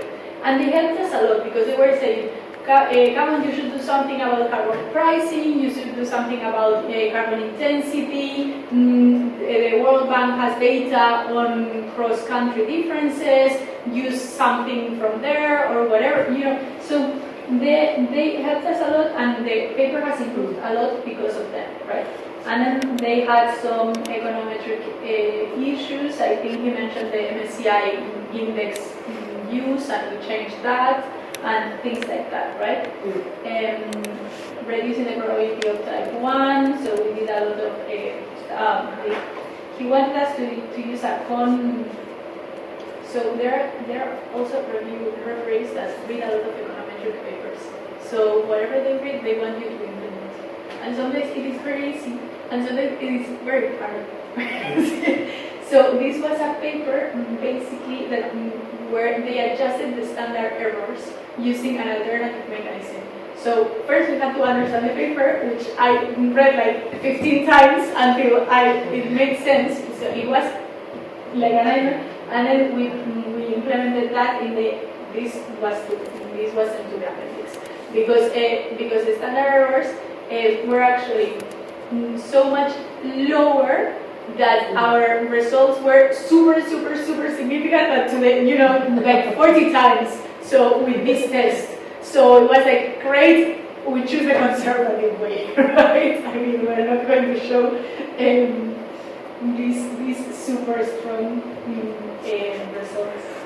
Okay, and then some fixed effect structure that actually, if you think about it, in the main regressions, we cannot implement fixed effects because we have one measure per firm.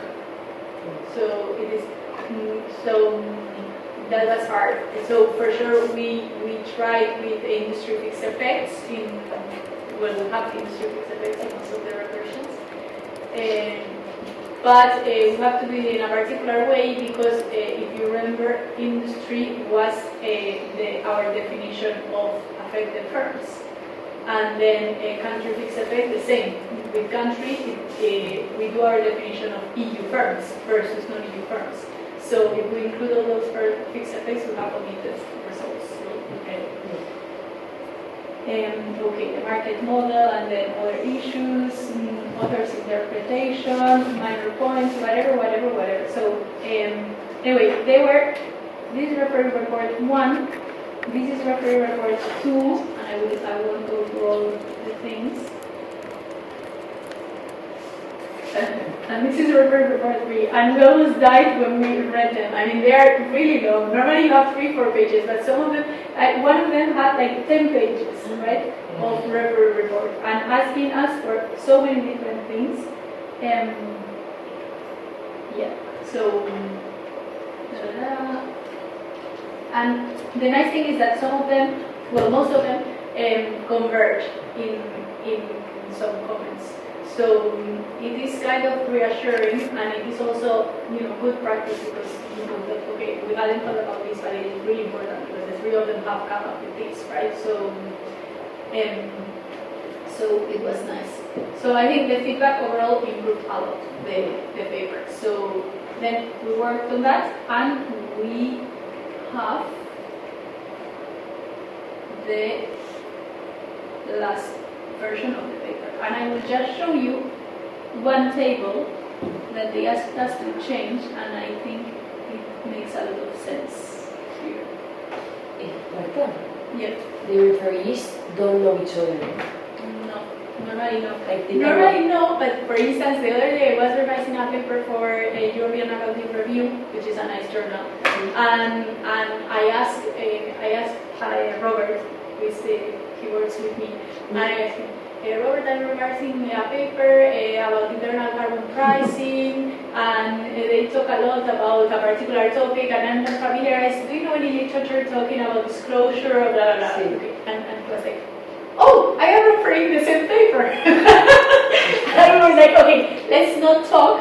Let's write our referee reports, and then when we submit them, we compare. Just to learn from the If you other. talk, you can influence the. Exactly. So at least the way we did it, and I think they have done it like that in the past because it's not so uncommon because we are working on this, so they think about people who are working on similar things. So the way we did it is, okay, let's not talk about it because we don't want to create the same report. And then when we finish and we submit, we compare because we can learn, right? What did you think of that I didn't come up with and things like that. So how long does it take to write a report? Because you need to basically understand the paper from someone else. It really depends. But for me, like I have to read the paper like 3-4 times from top to bottom because the first time I have an idea, but I don't know. The second time, so for me, 2-3 working days for sure. I hope that for senior professors it takes less because it's a lot of time. I mean, and you learn a lot. But apart from that learning process and contributing to the community, you don't have additional incentives. I mean, Yeah, you live in a free range. you have a lot of work on, to do for your own. Okay, one more. I'm going to show you this table.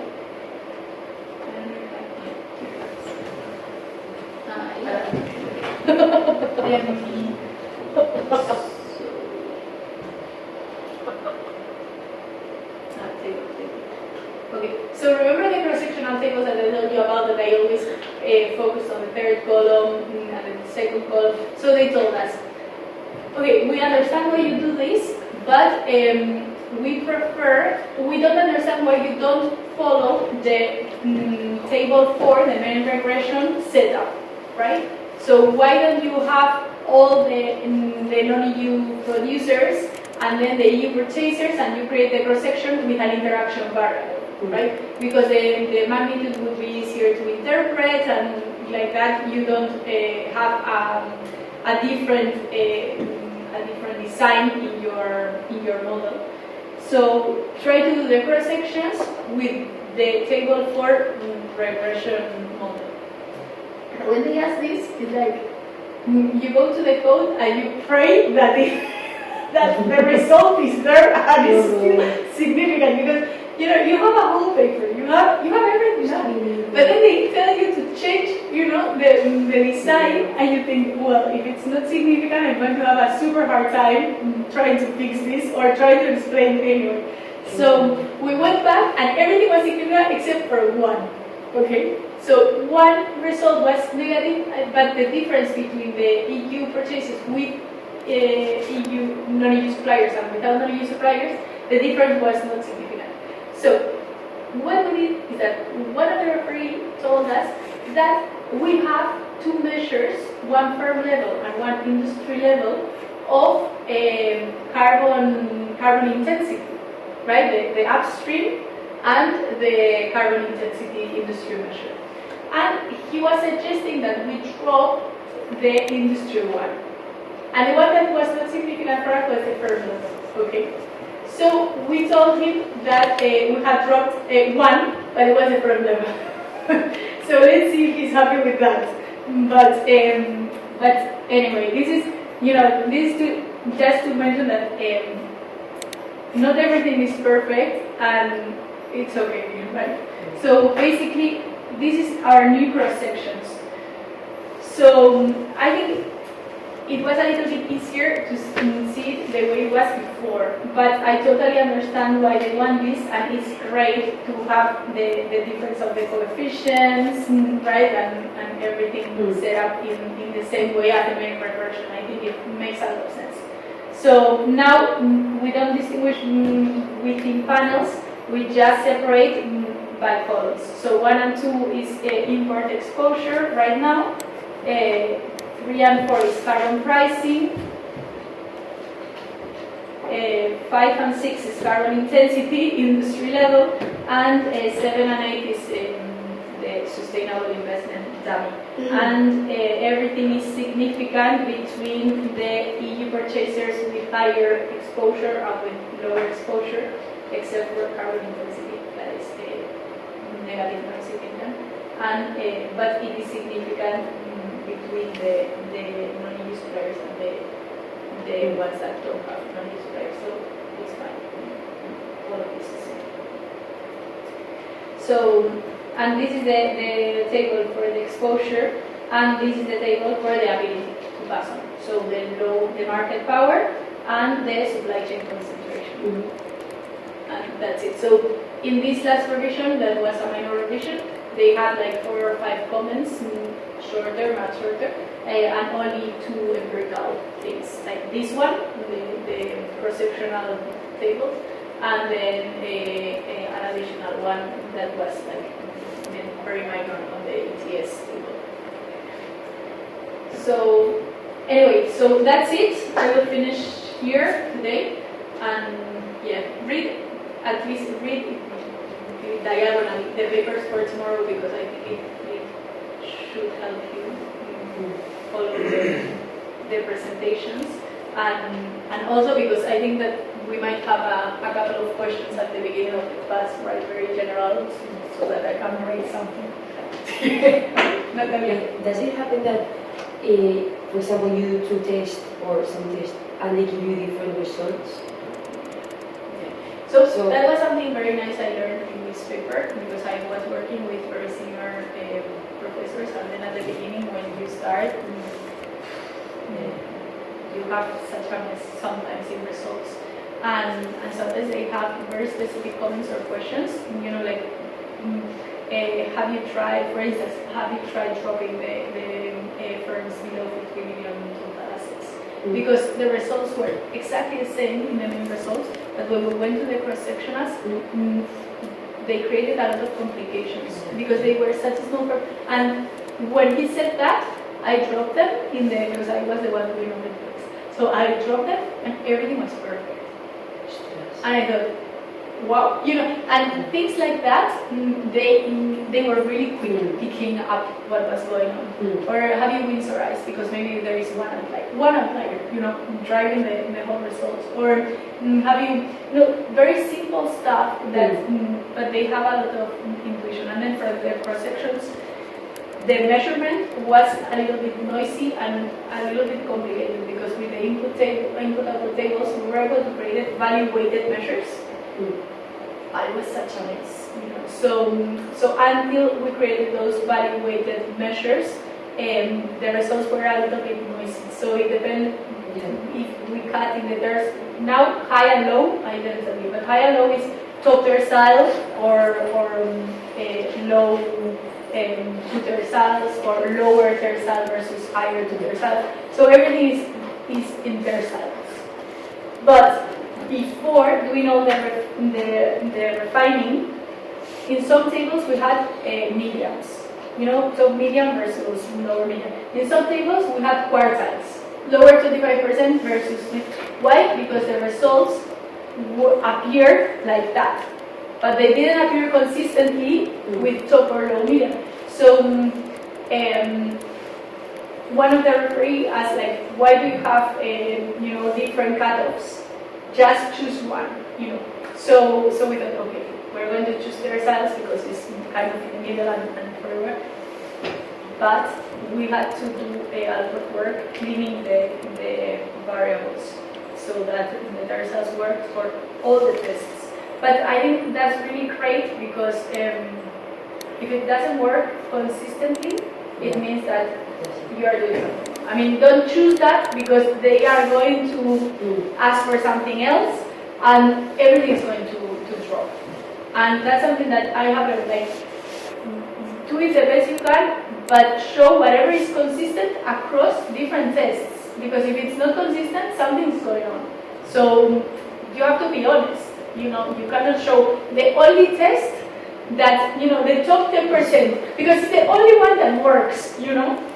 I mean, something's going on. So maybe like you are obsessed, like demonstrating the hypothesis you have in your head, Exactly. that you manipulate, no manipulate, that Yeah. like Yeah. it's like not to test your hypothesis, but you Totally. test the test. And that's the impression sometimes that you receive in lower ranked journals, because they don't show, because right now in the appendix we show median, quartile, we show everything, because they ask for that and they really want us to be very, very careful. But in some of the lower journals they are happy with just showing something and the results. So that's why I don't say that the research in lower journals is bad or is, but it's important to read it with a little bit of this in mind, and also look, do they have robustness for this, or what happens if they use different cutoffs, or okay, the end, that's see you tomorrow. Oh, and I will send an email, but what do you think about the days that when we have two presentations, if we start 8:30 instead of 8? Because I think we will have time enough, and the 30 minutes make a little bit of difference, right? Okay. So I will send I will look through the days, not to create additional confusion, and I will send an email saying these and these dates we start 8:30.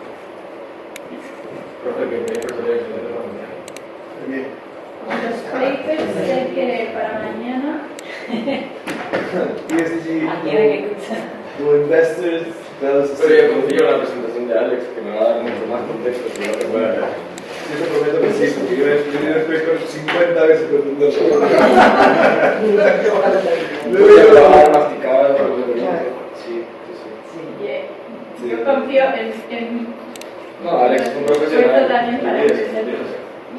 No, it really makes a difference when you read more and more papers, you take less and less time. So I think it's good for you. Yeah, I was surprised. I felt long.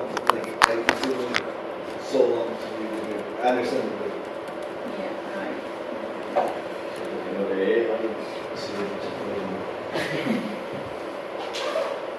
Okay, let's see. So tomorrow is, I think it's Alex and Sherry.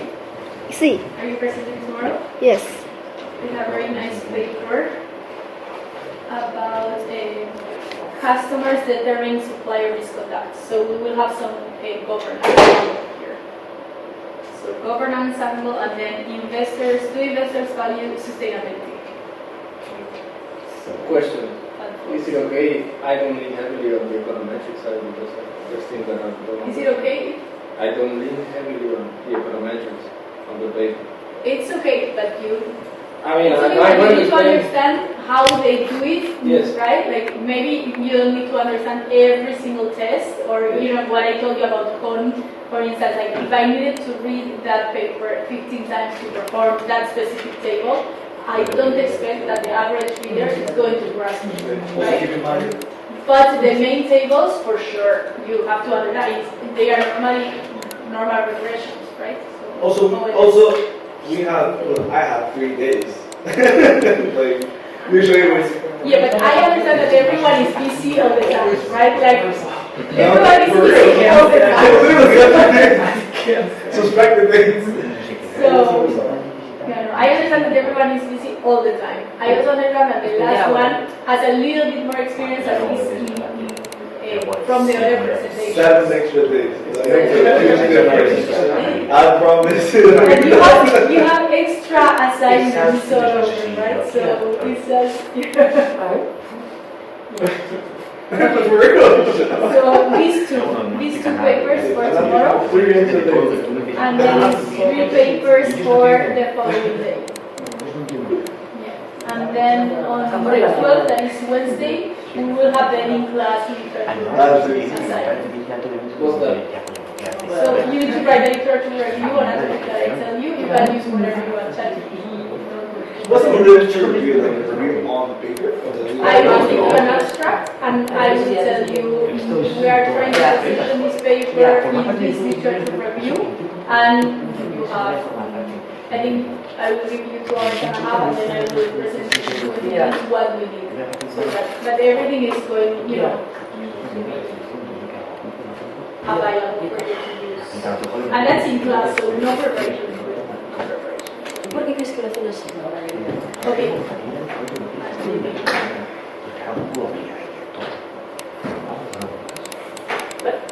Ya, dejado. el sílabus no se puede descargar. No está descargado. O sea, todo lo demás sí, pero. Sí, Te he dejado. está visible, pero no se puede descargar. Ve que mi proveedora de comida. Chavalón.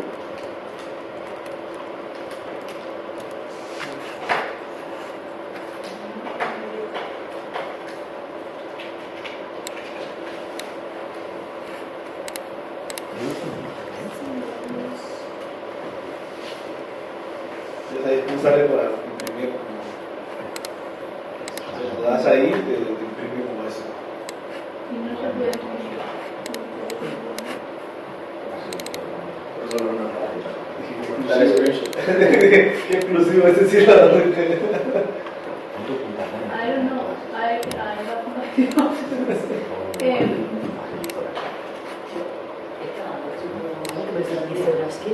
Sí, pero todo.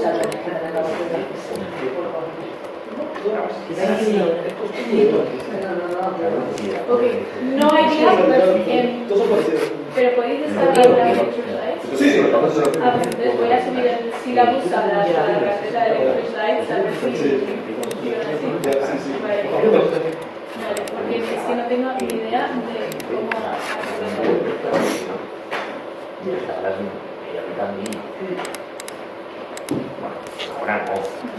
Y la vamos a poner. Ya lo sé. Lo tomaste dos.